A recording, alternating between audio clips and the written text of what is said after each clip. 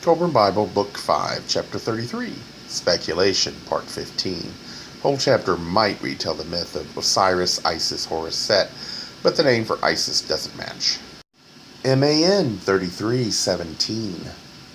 In the book of the bearers of light is written, Osiris says to those about him, I am the first among light bearers. I am the one instructed by the great God. I am the one with knowledge concerning the building of the first shrine of mysteries. I alone of those now upon earth hold the key to the sacred mysteries. I know the secret of things that are past, of things that are, and of things that are to be. The act of birth enwraps the soul of man in a mantle of unconsciousness. It imprisons the spirit in the state of slumber. His own true self is within him, but it is as one dead within a tomb.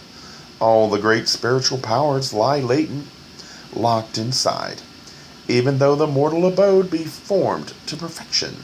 The true way is the road to freedom. It is the process of awakening the spirit and the key to spiritual self-awareness. It unlocks the door and reveals the light. It banishes all doubts and grants an assurance of life everlasting. It is man discovering himself. Such is the true way. 33:17. The true way. An interesting bit, but have you noticed how often the words become so grand that they are easily misinterpreted? Example. The true way is the road to freedom, process of awakening the spirit, unlocks the door and reveals the light. It banishes all doubts and grants an assurance of life everlasting. It is man discovering himself. The last part is what I think is the key. The true way is to know yourself, and by understanding you, it's easier to understand why others act the way they do. Yet it could be used as a straitjacket because it implies there is only one path, when in fact, God, having given us free will, does not have just one path.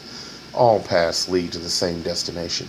Some are easier, but while faith is important for you, a healthy dose of doubt comes in handy to stop you from trying to impose your desires and wants on others. Religion often crosses the line and demands obedience when God intentionally gave you free will because he wanted you to choose to follow. If he had one set path to follow, why give you free will? And all religions do imply that God intentionally put a part of himself in humanity. It's not that he couldn't take over, but if you follow, you are more likely to think independently, dynamically, and be far less easily fooled into doing bad things. Remember the Nazai defense? I was only following orders. When you see something and you think, this is wrong, that is God speaking, but you get the choice. Will you do something to address it? Stay silent, walk away, or join in for fear you will be next. God does not let bad things happen. He just doesn't stop us from letting it happen.